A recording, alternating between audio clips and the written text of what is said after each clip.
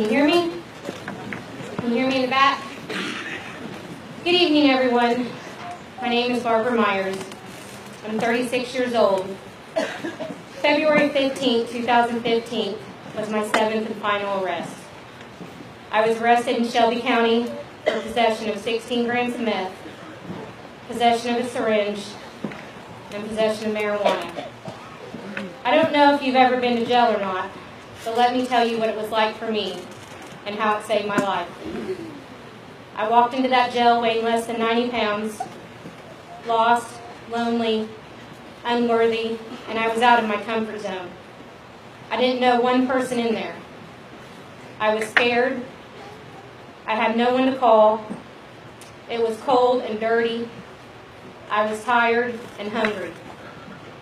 After being booked in, interrogated, and strip searched, I was given a small blanket with holes in it and put in a concrete cell.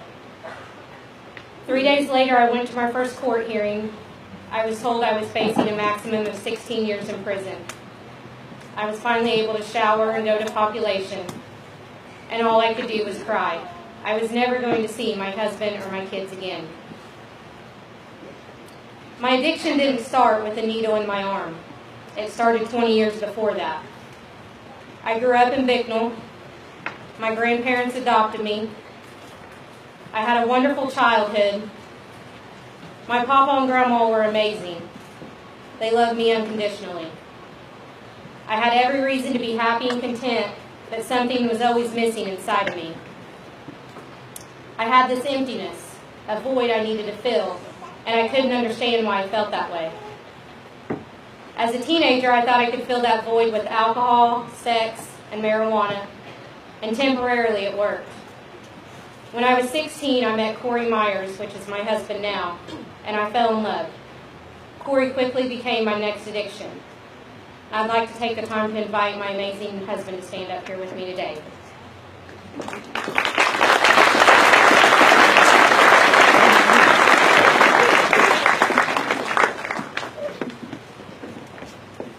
I was 16, having unprotected sex, and become pregnant. That was it. That's what I had been searching for. A baby, a family, my own family. That would fill me. I stopped using. I was working at McDonald's, finishing up my senior year of high school, and despite my papa's best efforts, I left home to move in with Corey. My son Blake was born in 1998. I started college at BU in the RN program. My relationship with Corey started to fail, and that emptiness came back. I was hurt, and I needed something to fill me. Once again, I turned to men, alcohol, and drugs. At age 20, I was in a very abusive relationship with my first husband, and I smoked meth for the first time. My world came crumbling down fast. I dropped out of college, lost my job, my car, my home. I was found unconscious and covered in bruises. The EMTs had to shock me 3 times. The last thing I remember is waking up in the hospital a week later. I don't know what happened. The cops and doctors and therapists interrogated me, but I couldn't give them the information they wanted. To this day, I still don't remember. I temporarily lost my son at the age of 2. I was able to pick myself up. I filed for a divorce. I got a job, an apartment, and my son was able to come home. I still had this emptiness that my soul was craving to fill. I jumped right back into a relationship with Corey, and I wanted another baby. I got pregnant and had my oldest daughter, Daphne, in 2001. Corey's dad was dying of colon cancer and needed help running his construction company, so we moved to Bloomington. We did really well for ourselves there. Corey helped his dad, and I was able to get a job at the hospital. We bought an $80,000 home on the lake and got married in 2003. A couple years later, Corey's dad passed away. Corey was heartbroken and wanted to move closer to the rest of our family, so we sold our home and moved back to Vincent's. Soon I was pregnant with our 3rd child. Daisy was born in 2004. I had postpartum depression with her, and that's when I was prescribed my first narcotic, Klonopin. Corey was 30 years old, working in the coal mines, diagnosed with rheumatoid arthritis, and that's when he was prescribed his first narcotic, hydrocodone. Up until that time, he had been completely anti-drug. He hated drugs and had never done a drug in his life. Looking back at this moment in 2004 is when the red flag went up. If only I knew then what I know now. We took our medication for a couple years as prescribed before we realized we had a serious problem, and by then it was too late. One pill turned into two, two turned into four, and before I knew it, I was buying and snorting them. In 2007 was my first arrest and first DCS case. From 2007 to 2012, I was arrested 6 times on 13 charges. I had 2 DCS cases. One of those cases involved our 3 kids being in foster care for 3 years. That's when my kids met Angie and Joe Sutton. Angie and Joe took care of them, took them in, and loved them like their own. 3 years, that's insanity. During those 3 years, I was lost, empty, drained, and weary. I couldn't handle it. I wanted to die. I attempted suicide many times, and I just used more and more. More men, more drugs, and more alcohol. Anything that would temporarily take the pain away. I divorced Corey, blaming him. The courts appointed me a new attorney for my DCS case, and that's when I met my friend Jonathan Fable. This man was the first person to ever believe in me, even before I believed in myself. I saw a light shining in him, a light that I wanted. It's my understanding he's not here tonight, and I miss him a bunch. I wish he was here, but he's with his family. If he was here tonight, I would invite him up here with us right now.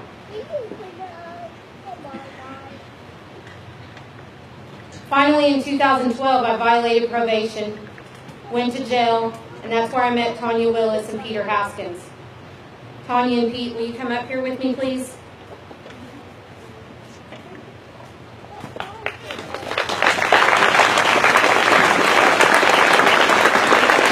I was sick, deathly sick. I was sick. I weighed less than 100 pounds, and I hit the pit of hell fast. On November 25th, 2014, I was at work, the kids were at school, and Corey was at home with Lily. I remember this day like it was yesterday. I left the house about 9 a.m., and at 7 p.m. I got a call from my kids. They found their dad unconscious on the kitchen floor after school, and Lily playing all by herself at 9 months old.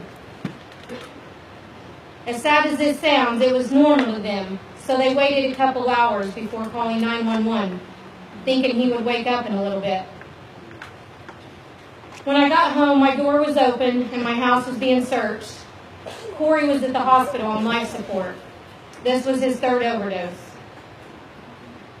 The cops told me to sit with my kids and wait on DCS. I was scared.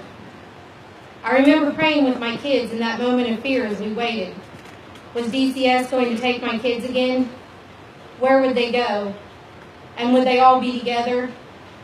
Was their dad going to die? Was I going to jail? DCS come, investigated, and they let me keep my kids. We signed a safety plan, and they continued to investigate us over the next few weeks. I knew I had to stop using, yet I couldn't stop. The harder I tried, the more I used. I was bound by these heavy chains of addiction, fastened to a 1,000-pound boulder in the pit of hell, and I couldn't get free by myself. Corey's heart, liver, and kidneys had all shut down. The doctor said they didn't know what else to do. He wasn't even breathing on his own. The man I looked at lifeless in that hospital bed wasn't the man I knew. The woman I looked at in the mirror wasn't the woman I knew. I prayed, but here's the thing. I didn't know how to pray for God's will yet. I prayed for all these things I wanted. I wanted my husband, and I wanted my kids. So that's what God gave me. Within a week or two, my husband was healed and coming home from the hospital, and DCS had not removed our kids. We were still bound by these heavy chains of addiction. We continued to use sporadically. I tried to quit. I was so sick from withdrawals for days that eventually I would take something just to function. I would use just so I could get out of bed and cook supper, change diapers, and take a shower. I knew I had to do something. Corey had a warrant, and I knew DCS would soon remove my kids again. I wanted to run and keep what I had. I wanted to keep my husband, keep my kids, and keep my drugs. I wasn't losing them again. I made plans to go to Colorado. I talked to my kids, and I asked them to pack a bag. The truck showed up to pick us up, and something told me don't go. Stay, be still. I couldn't explain to anyone why I stayed, but today I can tell you it was God. He had different plans for all of us. On February the 6th, 2015, Corey was arrested, and on February the 8th, 2015, I failed a drug screen and the kids were removed. I remember I started to cry as I hugged my baby by. She was 12 months old. And Daphne, she's 15 now, telling me, "Don't cry, Mom. If Lily knows you're upset, she'll be upset. It's okay, we're going to Angie's and I will take care of Lily." I was told all 4 kids would be placed together at the same foster home they were at before. As crazy as this sounds, I found comfort knowing my kids were safe and all together. And Corey was finally safe in jail. So now what do I do about me? I called Tommy Willis, and I attended my first land meeting in a year. I called Stepping Stones, and I was placed on a waiting list. On February the 13th, 2015, my kids texted me. They were asking me where Lily was and why she didn't live with them anymore. I was supposed to be their rock, and I didn't have control. I didn't have the answers they wanted. I lost it. I wanted to die. I wanted to use. I wanted to stay clean. I screamed. I cried, and I cut myself. Finally, I hit my knees sobbing, weighing 90 pounds, on a dirty, cockroach-infested trailer floor. I needed help. I wasn't strong enough to do this on my own. I was supposed to have a visit with my kids on February the 15th, 2015, but God had different plans for me. That was the day of my last arrest. That was the day Jesus answered my cries and He saved me from death. Psalms 116 says, "I love the Lord, for He heard my voice. He heard my cry for mercy. Because He turned His ear to me, I will call on Him as long as I live. The cords of death entangled me. The anguish of the grave came over me. I was overcome by distress and sorrow. Then I called on the name of the Lord. Lord, save me, I cried. The Lord is gracious and righteous. Our God is full of compassion. The Lord protects the unweary. When I was brought low, He saved me. Return to your rest, my soul, for the Lord has been good to you. For you, Lord, have delivered me from death, my eyes from tears, and my feet from stumbling. You delivered me from addiction. My chains are gone, and I have been set free." While in jail, I remember this peace coming over me, and I wrote a letter to my kids and their new mom that God had handpicked for them. I didn't even know who she was yet. All I knew was I was facing 16 years and that I might never see them again.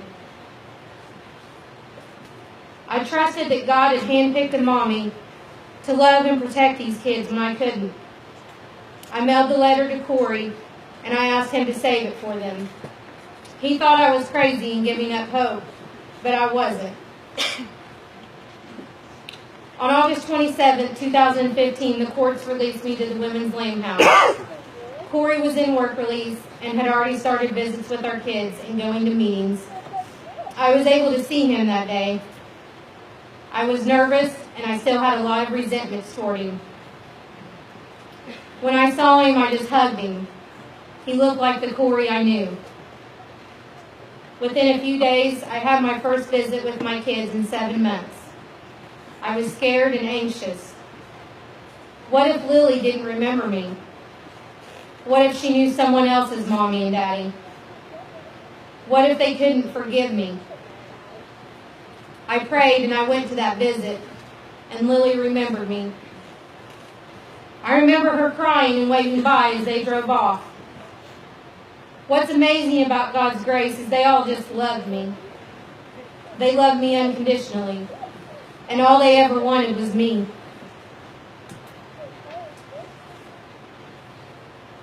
Corey's oldest son, Gage, our family's miracle baby, started coming to these visits. He was lost without his dad and his siblings all these years. I'm not sure if Gage and Blake have made it here yet. Blake's here. Gage, Blake, Daphne, Daisy, and Lily. Will you come up here with me?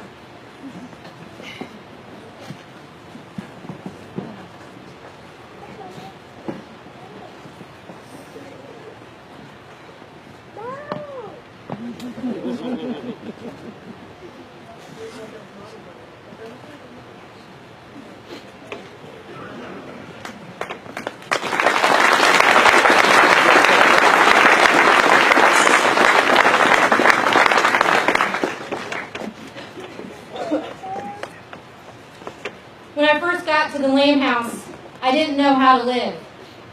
But all it takes is a willing heart, an outstretched hand, and faith in the Lord. While at the Lamb House, I got a job at KCARC's sewing factory in September of 2015. Tanya Willis took me to open my first checking and savings account. I attended 180 meetings in 180 days. I went on the walk to Emmaus. I did service work. I learned how to budget, and that was hard. I'm still learning that. And I completed my counseling sessions at the Samaritan Center for the first time ever. In November of 2015, Corey was released from work release. He already had a plan to go to the Men's Lamb House. He knew he had to work on himself first before he could be a father or a husband. You often hear relationships do not work early in recovery, so I just want to thank Pete and Tanya both for stepping out of that comfort zone and not only helping us with recovery, but helping us restore our marriage and helping us restore our family. On January 17th, 2015, I was baptized at the First Baptist Church, and Corey and the kids were able to be there. With a lot of hard work and money saved, I was able to get my license reinstated in March of 2016 for the first time in 10 years. The most important thing we did while at the Lamb House that we carry with us today is form bonds with the ones that we live with that can never be broken. Just like a family, there were times we got downright irritated with one another, mad at each other, cried with each other, prayed together, and laughed until we cried. Carly Cornwell, Helen Smith, Talia DeJarnett, Maria Wells, Chrissy Pearson, Brandon Bowman, Ben Held, and Chris Rinderly. Will you come up here, please? I love you guys.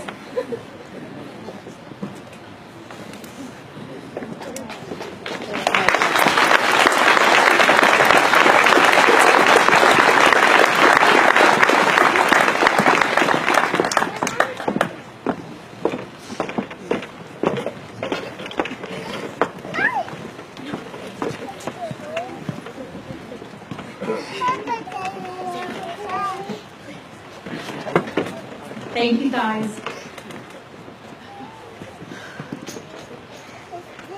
DCS kept telling us the only thing keeping our kids from coming home was we didn't have a home yet.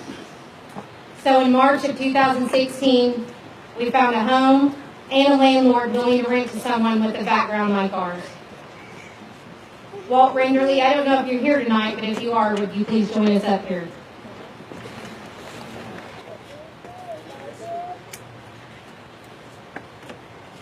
I was scared to leave my comfort zone. I had so many questions.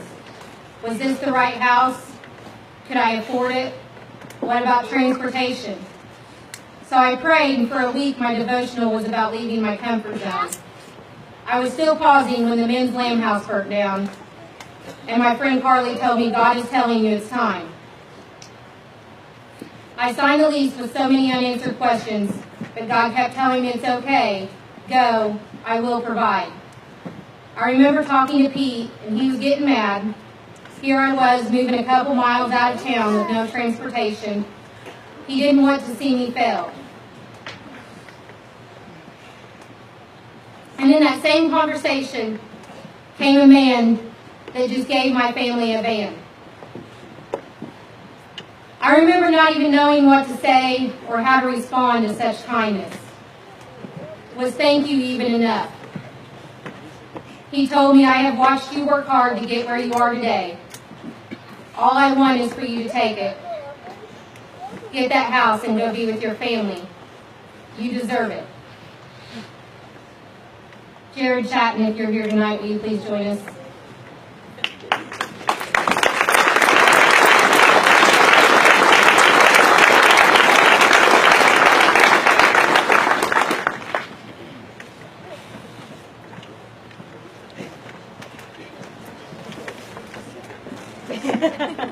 Thank you.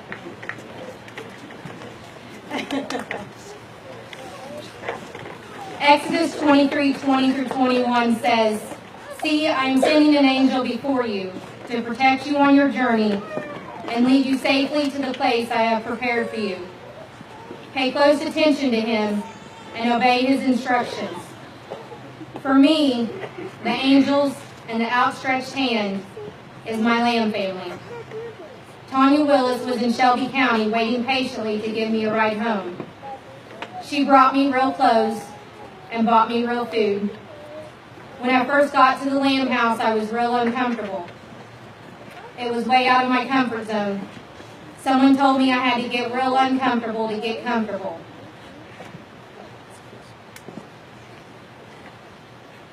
The girls there loved me until I learned how to love myself. They held me accountable until I learned how to hold myself accountable. On this journey of God's amazing grace, I can tell you this. Grace is not always a happy feeling. I cried most of my days in jail, and I cried most of my days at the lamb house. I heard the devil gives you little bursts of life on the way to death, and God gives you little bursts of death on the way to life.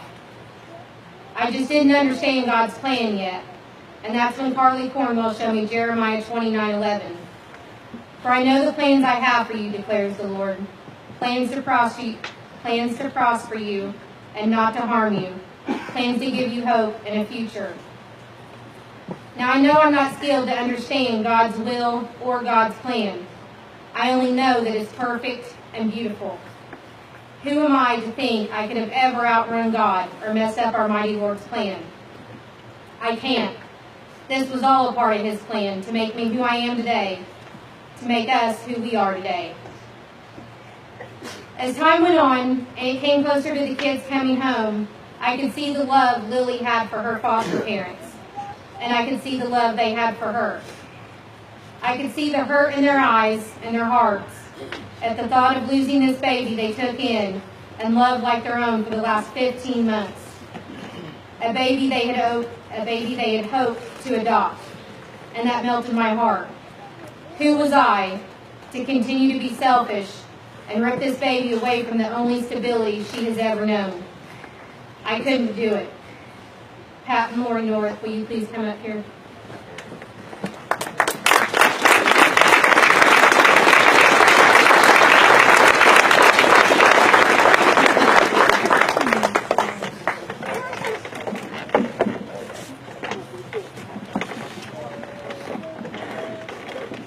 May 27th, 2016 was the first day of the rest of our lives. Our girls came home for good that day.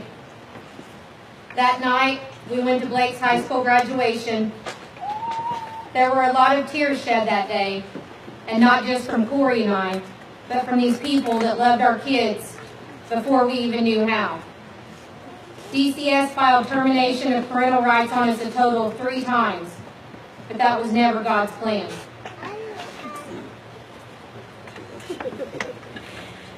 If you would have saw me 2 years ago, I was the person walking around town. I was the drug addict willing to do anything to get my next fix. I was the needle junkie. I was the thief. I was the adulterer and the adulteress. I was the mom on the corner with a cardboard sign asking for money to provide for my family. I was hopeless, unworthy, and unloved. Today I'm forgiven. I am redeemed. And I'm a child of the one true King. I am an employee. I am a friend, sister, recovering drug addict, and wife. I am the person who shows up. I am worthy and I am loved. Most of all, I am a mom. Recovery has been simple. Now parenting, that's the hardest thing I've ever had to do. There's no handbook for parenting. However, it's the most rewarding title I hold today, and I worked hard for that title. God gave me these kids to love, teach, comfort, and protect. And as a mother, I go to bed every night promising myself that I will do better tomorrow. Most days I stumble. Some days I am downright ashamed of my behavior. I wish I was perfect for them, but I am human and sometimes I will fail. I have weaknesses, but I promise to never give up. Today I'm going to be a grandma to Keaton Grace. Taylor Hedges, will you please come up here with us?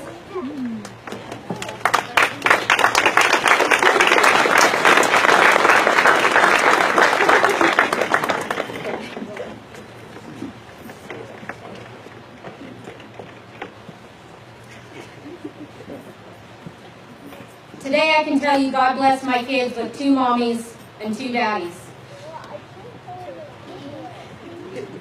Today I get to work with my Lamb family. 45 hours a week, I sit a couple feet from one of my sisters.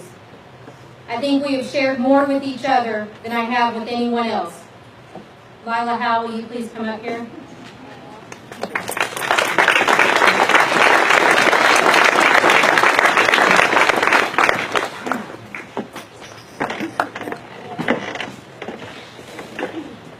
Today I no longer have that emptiness I had for 20 years.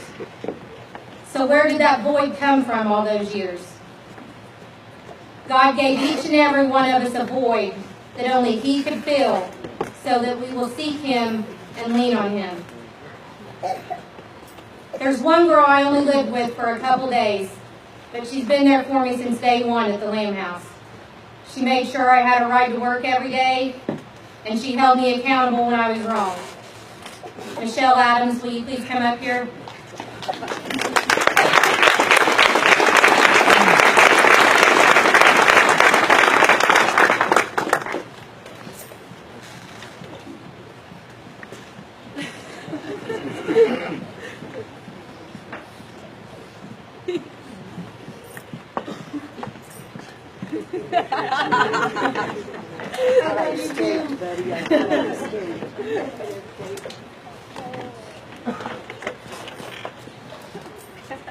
Last year at the banquet was my first time meeting my oldest daughter, Daphne's boyfriend. I remember thinking it takes a lot to meet someone's parents for the first time in front of this many people. Here we are a year later, and today I can say he's a part of our family. Caleb Rhodes, will you come up here?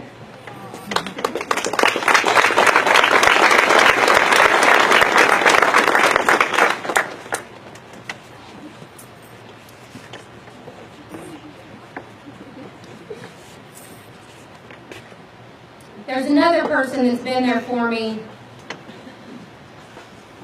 through relapse after relapse and through my addiction after addiction. And she never gave up on me. She was there at the Lamb House waiting on me when I got there this time. And that's Nancy Hazelman. Will you come up here, Nancy?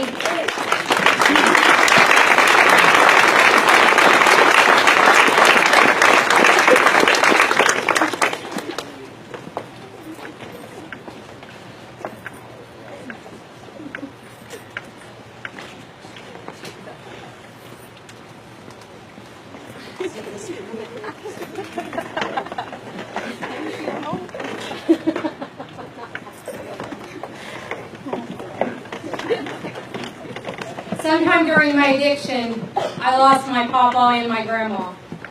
I can't even tell you when it was. All I can tell you is that today, I know they're looking down on all of us and they're proud of us.